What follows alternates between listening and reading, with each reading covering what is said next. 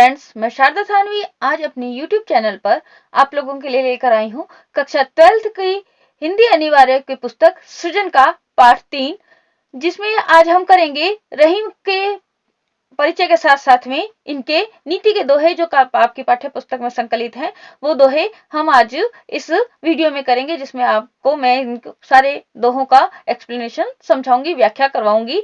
तो मेरी इस वीडियो में आपको मैं रहीम का परिचय भी दूंगी। तो फ्रेंड्स, अगर अभी तक आपने मेरे चैनल को सब्सक्राइब नहीं किया है तो कृपया करके आप मेरे चैनल को सब्सक्राइब करिए, ताकि मेरे आने वाली वीडियो आपको समय समय पर उपलब्ध हो सके और आप उसका लाभ ले सकें।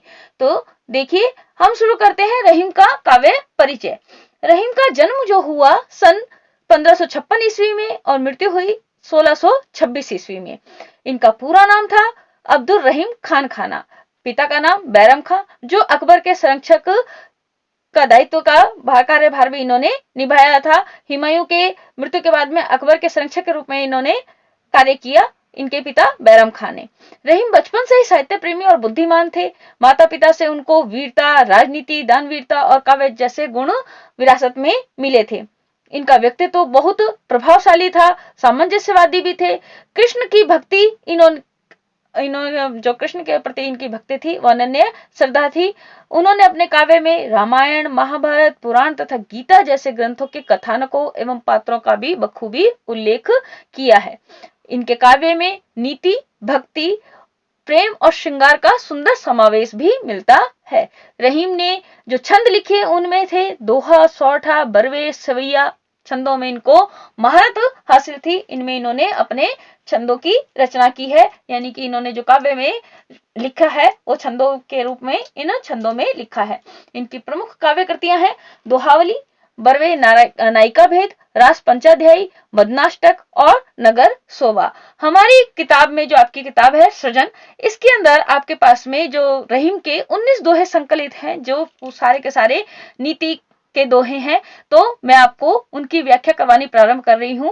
देखिए बच्चों, जो पहला दोहा है, नीति का दोहा, जो पहला दोहा है, रहीमन देखी बड़े इनको लघु न दीजिए डारी, जहां काम आवे सुई कहा करे तलवारी। रहीमत दास जी कहते हैं, इसमें क्या कहते हैं कि बड़े को देख करके छोटे का त्याग नहीं करना चाहिए। लघु मतलब छोटा, छोटी चीज को त्यागना नहीं चाहिए। डारी मतलब त्याग देना चाहिए, कि छोटी चीज को नहीं त्यागना चाहिए बड़े को देख करके, यानी कि बड़े को देख करके लघु का, छोटे का त्याग नहीं करना चाहिए। जहां काम आवे सुई कहा करे तलवारी, जहां कार्य सुई का होता है वहां सुई काम आती है, वहां पर तलवार का उपयोग नहीं किया जा सकता। अर्थात छोटी चीज का अपना महत्व होता है और बड़ी चीज का अपना महत्व होता है, यानी कि इसमें बड़ों के साथ साथ में छोटों से भी उचित व्यवहार करने की भाव व्यक्त किया गया है। दूसरा पद देखिए, एके साधे सब सदे, सब साधे सब जाए, रहीमन मूल ही सी चिबो, फूले फले अघाए। अघाए मतलब तृप्त होना, अघाए मतलब होता है तृप्त होना। साधे मतलब साधने से या साधना करने से। इसमें सभी ईश्वरों की एक साथ साधना करने को मना किया गया है। क्या कहा है, रहीम ने आराध्य को, एक ही आराध्य को साधने को कहा है तथा उसी की भक्ति करने का परामर्श भी दिया है। एक के साधे सब सदे, सब साधे सब जाए। रहीम दास जी क्या कहते हैं, एक ही ईश्वर को साधने से अर्थात एक ही देव की भक्ति करने से सभी कार्य स्वयं सध जाते हैं, यानी कि स्वयं सिद्ध हो जाते हैं। जब हम एक ही ईश्वर का ध्यान करेंगे तो सभी हमारे कार्य स्वतः ही फलीभूत होते चले जाएंगे। रहीम दास जी कहते हैं, अगली पंक्ति देखिए, रहीमन मूल ही सींचिबो, फूले फले अघाए। जिस प्रकार से रहीम दास जी कहते हैं, मूल ही, जिस प्रकार से पेड़ की मूल को सींचने से, पेड़ की मूल को सींचने से क्या होता है, पूरा वृक्ष फल फूलता है, फलता फूलता पूरा वृक्ष है, जबकि हम उसकी केवल जड़ को ही सींचते हैं। और जो सींचने वाला माली होता है वो भी तृप्त हो जाता है, उसकी भी लालसा पूरी हो जाती है। इसका मतलब भाव यह है, इस दोहे का भाव क्या है कि एक ही देव की भक्ति करने से मन चाहे कार्य की सिद्धि हो जाती है। तीसरा दोहा देखिए, कदली सीप भुजंग मुख, स्वाति एक गुण तीन, जैसी संगति बैठिए तैसोई फल दीन। रहीमदास जी इसमें क्या कहते हैं, मनुष्य को सोच समझकर संगति करने का परामर्श देते हैं। रहीमदास जी इसमें सोच समझ करके मनुष्य को अपनी संगति करने का परामर्श देते हैं। रहीमदास जी क्या कहते हैं, केला, सीपी और सर्प, इन तीनों के मुखों में स्वाति नक्षत्र, स्वाति एक नक्षत्र होता है, कदली केला होता है, सीप सीपी होता है, भुजंग होता है सर्प, इन तीनों के मुख में स्वाति नक्षत्र, एक स्वाति एक प्रकार का नक्षत्र है, जिसमें जब बरसात होती है तो बरसात की बूंद जब इन तीनों पे पड़ती है तो वो अपना अलग अलग गुण देती है, उसका अलग अलग प्रभाव पड़ता है। तो इसी बात की को रहीमदास जी ने इस दोहे में कहा है। क्या कहते हैं रहीमदास जी, स्वाति नक्षत्र के समय में वर्षा हुआ जल एक ही होता है, होता एक ही है, लेकिन तीनों के तीन गुण या अलग अलग परिणाम होते हैं उसके, क्योंकि वो कदली पर जब पड़ता है यानी कि केले पर जब पड़ता है तो वह कपूर का रूप ले लेता है, सीपी में जब पड़ता है तो वो मोती बन जाता है, और भुजंग के मुख में यानी कि सांप के मुख में जब पड़ता है तो वो एक बहुत तेज विष बन जाता है। तो कबीर ये रहीमदास जी क्या कहते हैं, संगति अतः व्यक्ति जिस तरह की संगति करेगा उसे वैसा ही फल मिलेगा, अर्थात अच्छे की संगति से अच्छा और दुष्ट की संगति से दुष्ट बनेगा। तो इस प्रकार से हमने तीनों ये दोहों की व्याख्या की है। चौथा दोहा देखिए। चौथे दोहे में रहीमदास जी कहते हैं कि स्वार्थपरता का उल्लेख किया है, संसार की स्वार्थपरता का उल्लेख करते हुए रहीमदास जी कहते हैं, काज परे कुछ और है, कछु और है, काज सरे कछु और, रहीमन भंवरी के भय नदी सिरावत मोर। रहीमदास जी क्या कहते हैं कि काम पड़ने पर अर्थात स्वार्थ होने पर लोग मान सम्मान करते हैं। जब भी काम पड़ता है, लोगों का कुछ स्वार्थ सिद्ध होता है तो लोग क्या करते हैं, मान सम्मान करते हैं और चापलूसी भी करते हैं। परंतु काम निकल जाने पर काज सरे कुछ और, लेकिन जब काज सर जाता है यानी कि काम निकल जाता है, कार्य निकल जाता है, सरे मतलब निकल जाता है, कुछ और, जब कार्य निकल जाता है तो वो अपना रूप परिवर्तित कर लेते हैं, यानी कि उनका वो पहचानने से भी इनकार कर देते हैं।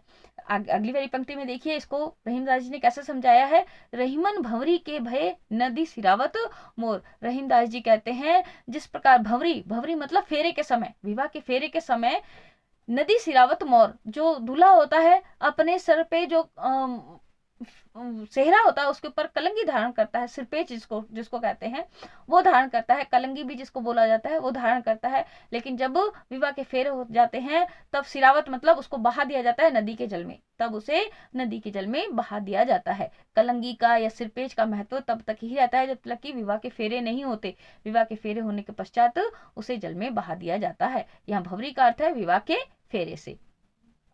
पांचवा देखिए, जो रहीम उत्तम प्रकृति का करी सकत कुसंग, चंदन विष व्याप्त नहीं लपटे रहे रहत भुजंग। रहीमदास जी इसमें उत्तम प्रकृति के लोगों का, जिन लोगों का स्वभाव अच्छा होता है उन लोगों के बारे में कह रहे हैं, उत्तम स्वभाव वाले लोगों की विशेषता बता रहे हैं। रहीमदास जी कहते हैं जो व्यक्ति उत्तम प्रकृति के होते हैं उनका कुसंगति क्या कर सकती है। उत्तम प्रकृति का, जिन व्यक्तियों का स्वभाव उत्तम प्रकृति का होता है उनकी कुसंगति कुछ नहीं बिगाड़ सकती है। चंदन विष व्याप्त नहीं लपटे रहे तो भुजंग, जिस प्रकार चंदन के वृक्ष के ऊपर, चंदन के वृक्ष के ऊपर विष का कोई प्रभाव नहीं पड़ता, क्योंकि जो भुजंग होते हैं, जो सांप होते हैं, भुजंग मतलब सांप, सर्प सबसे ज्यादा चंदन के वृक्ष के ऊपर ही पाए जाते हैं। चाहे उम्र भर वृक्ष के ऊपर, चंदन के वृक्ष के ऊपर भुजंग लपटे रहे, लेकिन फिर भी चंदन अपनी खुशबू ही देता है, उसके ऊपर विष का कोई प्रभाव नहीं होता। ठीक इसी प्रकार से जो व्यक्ति उत्तम स्वभाव का होता है वो चाहे कितनी ही कुसंगति में रह ले, उस पर उस बुरी संगत का कोई प्रभाव नहीं होगा। अगला देखिए, छठा जो है आपके पास में, रूठे सुजन मनाइए जो रूठे 100 बार, रहीमन फिरी फिरी पोहिए टूटे मुक्ता हार। सुजन मतलब सज्जन, फिरी फिरी बार बार। इसमें क्या कहा है, रहीमदास जी ने सज्जनों को बार बार अनुकूल बनाए रखने का परामर्श दिया है।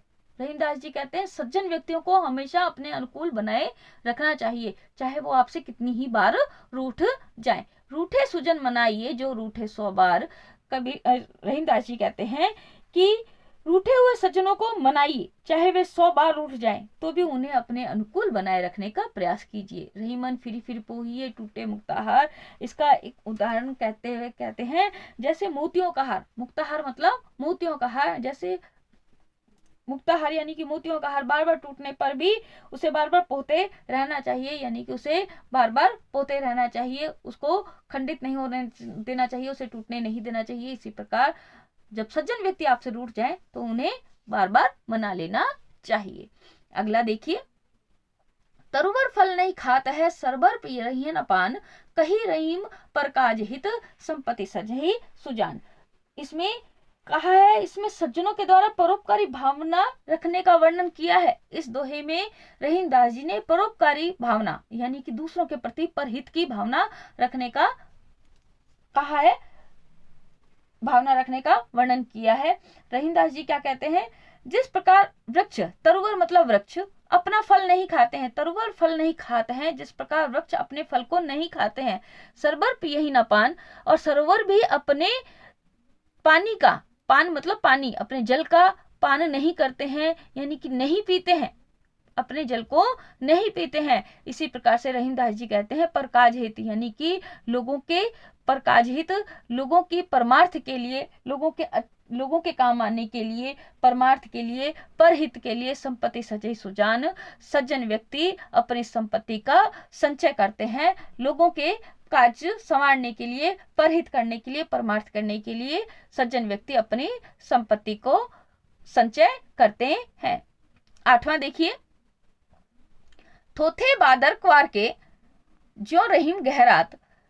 कह रहे हैं रहीम दास जी कहते हैं, थोथे बादर क्वार के ज्यों रहीम गहरात, धनी पुरुष निर्धन भय करे पाछीली बात।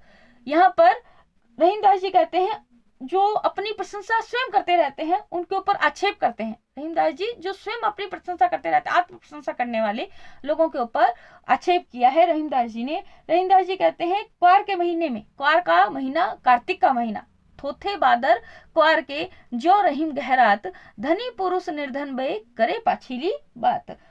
रहीम दास जी कहते हैं क्वार के महीने में जल से रिक्त बादल जैसे केवल गरजते हैं, कार्तिक मास के जो बादल होते हैं वो केवल गरजते हैं, बरसते नहीं हैं। जो रहीम गहरात केवल गहराते रहते हैं, गरजते रहते हैं। धनी पुरुष निर्धन भय, इसी प्रकार से जब धनी पुरुष, कोई अमीर व्यक्ति निर्धन हो जाता है, समय के फेर के कारण गरीब हो जाता है या निर्धन हो जाता है, करे पाछीली बात, तो उसके पास धन दौलत तो नहीं होती, लेकिन वो अपने अमीरी के दिनों को या पिछले बीते दिनों को याद कर करके, अपने अमीरी के दिनों को कर करके याद कर करके अपनी प्रशंसा करते रहते हैं कि हम ये थे, हम ऐसे थे, लेकिन उनके पास में अब धनादि दे नहीं पाते, किसी को कोई भला नहीं कर पाते हैं, तो लोग उनकी बड़प्पन की बातें सुने या ना सुने, परंतु वे अपनी प्रशंसा करते रहते हैं। वो अपनी पिछली बातों को याद कर करके बोलते रहते हैं, चाहे उनकी कोई बातें सुनता है चाहे नहीं सुनता है।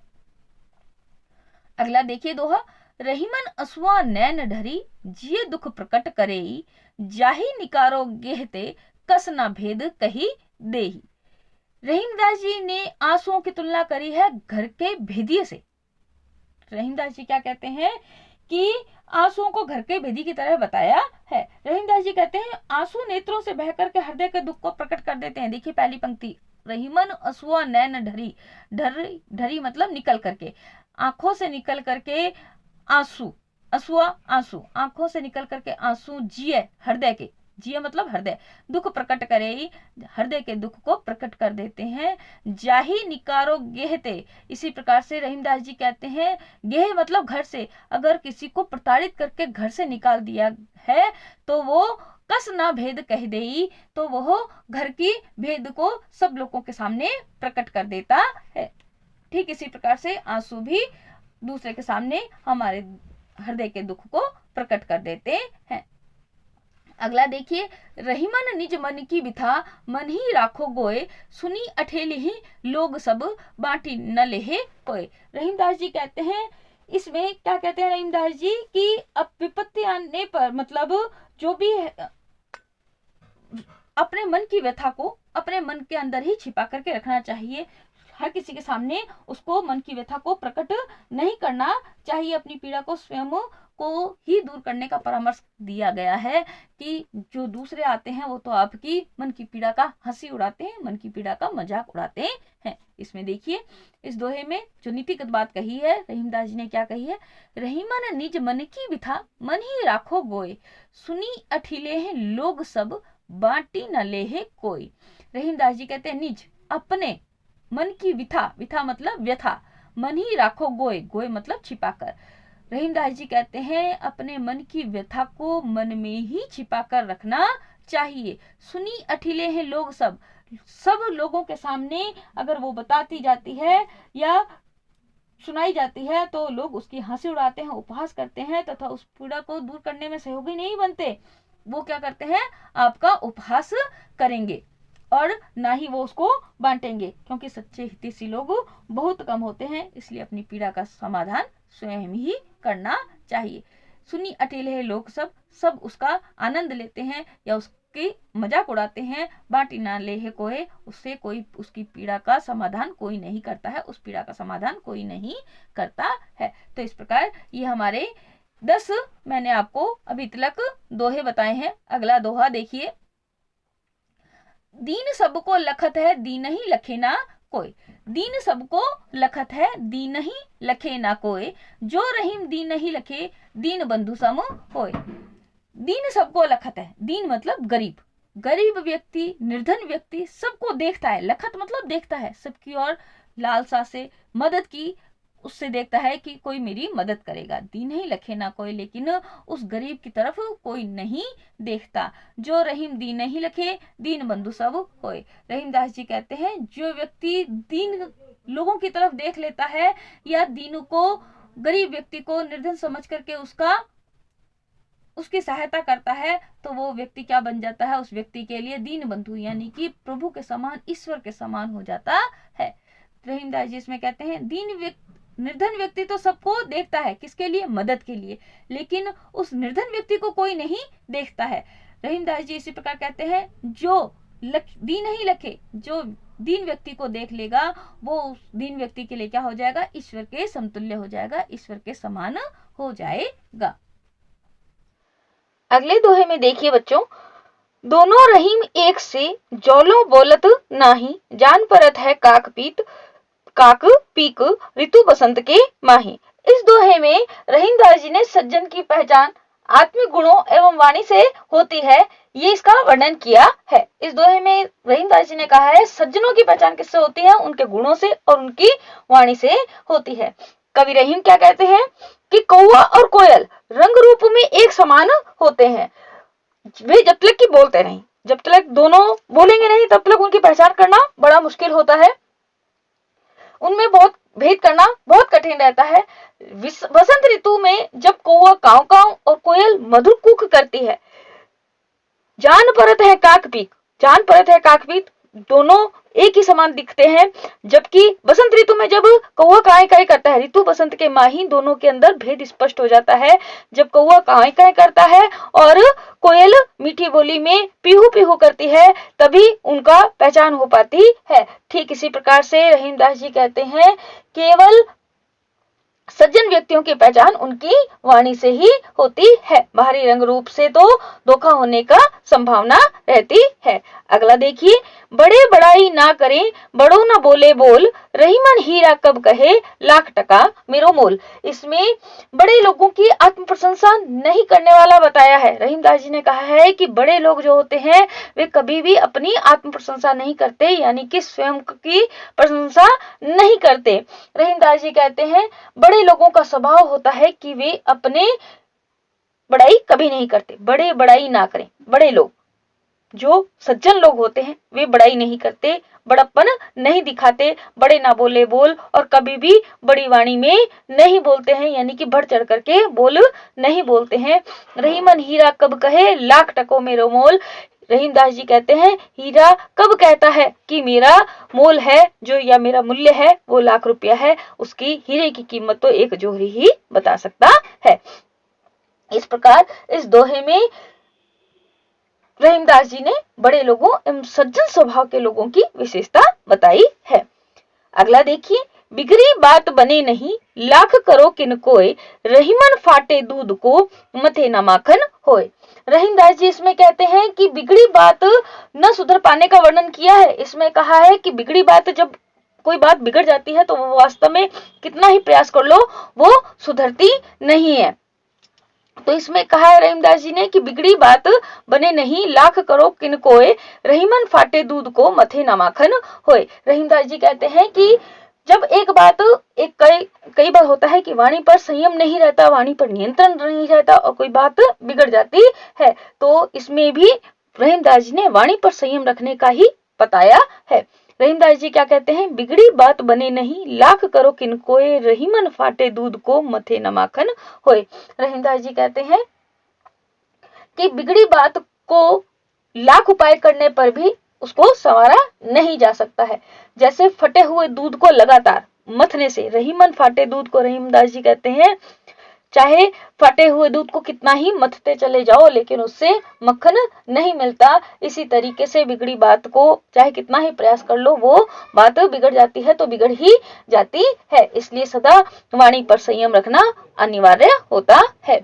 विपत्ति भय धन ना रहे, जो लाख रहे जो लाख करोड़। इसमें रहीमदास जी ने वर्णन किया है दुखों आने पर, कि रहीमदास जी कहते हैं कि दुख आने पर, विपत्ति आने पर संपत्ति विनाश का वर्णन किया है। उन्होंने कहा है जब विपत्ति आती है तो चाहे लाखों करोड़ों का धन संचित किया हुआ हो वो भी खत्म हो जाता है।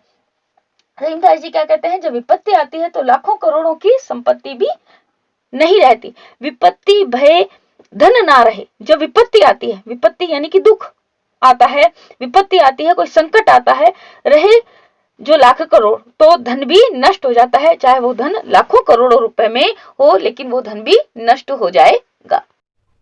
अगली पंक्ति देखिए, नभ तारे छिपी जात हैं, जो रहीम भय बोर। इसमें इस दोहे में कवि रहीम क्या कह रहे हैं, धन संपत्ति, विपत्ति आने पर धन संपत्ति के नष्ट होने का वर्णन कर रहे हैं कि जब विपत्ति आती है तो धन संपत्ति नष्ट हो जाती है। ठीक उसी प्रकार से जिस प्रकार से नभ मतलब आकाश में तारे छिप जाते हैं, तारे छिप जाते हैं, जो रहीम भयभोर। रहीमदास जी कहते हैं जिस प्रकार से प्रातः काल होने पर आकाश में तारे छिप जाते हैं, उसी प्रकार से विपत्ति आने पर लाखों करोड़ों की संपत्ति भी नष्ट हो जाती है। अगला जो देखिए, मांगे घटत रहीम पद, कितो करो बड़ी काम, तीन पैग वसुधा करो तो बावने नाम। इसमें रहीमदास जी कह रहे हैं मांगे घटत रहीम पद। रहीमदास जी याचक बनने पर कह रहे हैं कि कभी याचक नहीं बनना चाहिए, यानी कि कभी किसी से मांगना नहीं चाहिए। याचक बनने पर चाहे कितना ही बड़ा काम कर लो लेकिन हमेशा यही रहता है कि इसने कभी मांगा था, तो कभी भी याचक न बनने का परामर्श दिया है। कवि रहीम कहते हैं कि आदमी चाहे कितना भी बड़ा हो, मांगे घटत रहीम पद। रहीमदास जी कहते हैं मांगने पर पद, प्रतिष्ठा, सम्मान धूमिल हो जाता है। कि तो करो बड़ी काम, चाहे व्यक्ति कितना ही बड़ा काम कर ले। तीन पग वसुधा करो तो बावने नाम। रहीमदास जी इसी का उदाहरण देते कहते हैं कि तीन पग में वसुधा नापने वाले, यानी कि संपूर्ण पृथ्वी को नापने वाले, तीनों ब्रह्मांड को नापने वाले, पूरे ब्रह्मांड को नापने वाले विष्णु भगवान का नाम भी बौना पड़ गया था। तो इसीलिए जब उन्होंने मांगने का काम किया, वो ब्राह्मण बन करके मांगने गए थे, तब उन्होंने चाहे तीन पग में पूरे ब्रह्मांड को नाप लिया हो लेकिन फिर भी उनका नाम बौना पड़ गया था। इसलिए कभी भी याचक नहीं बनना चाहिए। याचक बनने से पद, प्रतिष्ठा, मान सम्मान सब धूमिल हो जाता है।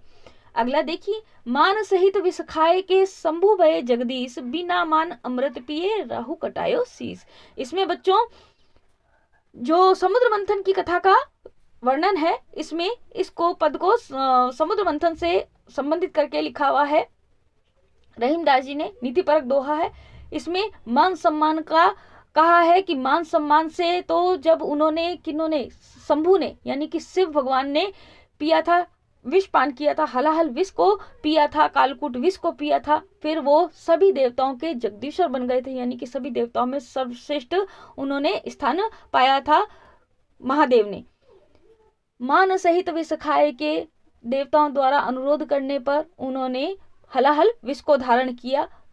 शिव ने शंभु भय जगदीश और शिव जगदीश्वर बन गए। बिना मान अमृत पिए राहु कटायो शीस, जबकि छल कपट से प्राप्त किए हुए अमृत को पी करके राहु को अपना शीस कटाना पड़ा था। इस प्रकार से यहाँ पर जो रहीमदास जी ने याचक बनने से प्रतिष्ठा की हानि होने की व्यंजना की है। उन्होंने कहा कि याचक बनने से प्रतिष्ठा की हानि हो जाती है। पौराणिक कथा को लोक व्यवहार के आधार पर परखा है रहीमदास जी ने इसके अंदर।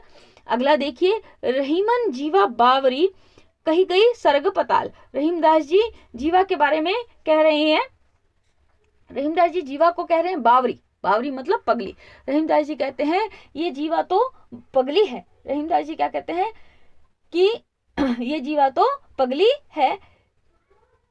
सोच समझ करके शब्दों का बोलने का परामर्श दिया है। रहीमदास जी कहते हैं जीव तो ऐसी पगली है। रहीमन जीवा बावरी, रहीमदास जी कहते हैं जीवा तो पगली है कही गई सरग पताल, जो कुछ भी बोलकर आकाश पताल की बातें कह करके झट से मुंह के भीतर चली जाती है। कही गई सरग पताल, जिसको अच्छे और बुरे का भी ज्ञान नहीं होता और झट कह करके मुंह के अंदर चली जाती है और खुद सुरक्षित हो जाती है। आपू तो कही भीतर रही, जो भी कहना होता है वो कह करके खुद तो भीतर मुख के भीतर सुरक्षित हो जाती है। जूती खात कपाल, लेकिन उसके कहे का जो भोग भोगना पड़ता है या उसके जो कहे का फल भोगना पड़ता है वो किसको भोगना पड़ता है? मस्तक को, कपाल को भोगना पड़ता है, सिर को जूते खाने पड़ते हैं। अर्थात शब्दों को सोच समझकर अवसर के अनुकूल बोलना हितकर रहता है। अगला देखिए, अमृत ऐसे वचन में रहीमन रीस की गांस, जैसे मिश्रहू में मिली नीरस बांस की फांस। इसमें रहीमदास जी ने दो प्रकार को, अगर हम इसको कहें कि दो प्रकार से इसकी व्याख्या करनी उचित रहेगी। इसमें जो पहली व्याख्या है बच्चों, कवि रहीम कहते हैं कि ज्ञानी संत जनों की अमृत तुल्य मधुर वाणी में कभी कभी उनके क्रोध से उपजे शब्द भी अच्छे लगते हैं। अमृत ऐसे वचन में रहीमन रीस की गांस, अमृत मधुर वाणी में कहे गए वचनों में, सज्जन मनुष्यों द्वारा, ज्ञानी मनुष्यों द्वारा अमृत वही वाणी में कभी कभी क्रोध रूपी कोई वचन कह दिए जाते हैं तो उनको भी स्वीकार कर लेना चाहिए या उनको भी सुन लेना चाहिए। जैसे मिश्रहू में मिली नीरस बांस की फांस, जिस प्रकार से मिश्री में मिली रहती है, एक कभी कभी धागा निकलता है, कभी कभी एक लकड़ी सी निकलती है, जो बांस जो कहते हैं, जो बांस की फांस कहते हैं, बांस की लकड़ी सी जिसके ऊपर मिश्री लिपटी हुई रहती है वो मिलती है, तो ठीक उसी प्रकार से वो भी मीठी हो जाती है, तो उसको भी हम तोड़ करके अलग कर देते हैं। लेकिन ठीक उसी प्रकार से सज्जन व्यक्तियों की बातों में कभी कभी जो क्रोध रूपी वचन कह दिए जाते हैं उनको भी स्वीकार कर लेना चाहिए, वो भी सरस लगते हैं। इसका भावार्थ दूसरा ये भी हो सकता है कि मधुर वचनों के मध्य क्रोध की बात मन को खटकती है। कोई मधुर वचन बोल रहा है और उसके मधुर वचनों के बीच में उसने अगर कोई क्रोध की बात बोल दी है तो वो भी क्या होती है, मन को अंदर तक टीस प्रदान कर देती है। जैसे मिश्री हुई पड़ी बांस की फांस गले में अटक जाती है। अतएव क्रोध में कभी वचन नहीं कहना चाहिए। तो बच्चों, मेरे इस वीडियो में आपको कक्षा 12 की सृजन पुस्तक, अनिवार्य हिंदी की जो पुस्तक है उसका मैंने आज आपको तीसरा चैप्टर की व्याख्या करवाई है। अगर आपको मेरा वीडियो पसंद आता है तो प्लीज लाइक, कमेंट और शेयर करना ना भूलें। चैनल को भी सब्सक्राइब करना ना भूलें ताकि मेरे आने वाले वीडियो आपको समय समय पर मिल सके। धन्यवाद। अगले वीडियो में जल्दी मिलेंगे।